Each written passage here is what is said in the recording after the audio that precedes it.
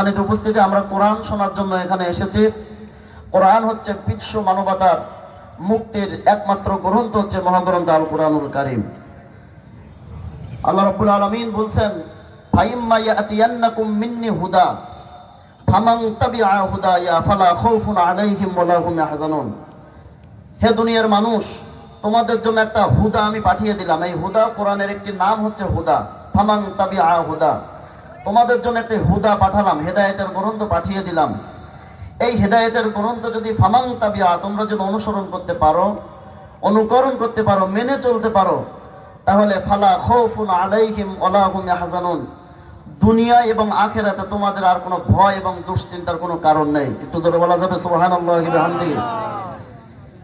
এই মহাগ্রন্থ কোরআন, আমরা যে কোরআন শুনতে এসেছি, এই কোরআনে আল্লাহ রাব্বুল আলামিন সব কথাই বলেছেন।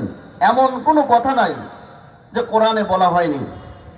মানুষের ব্যক্তিগত জীবনের ব্যাপারগুলো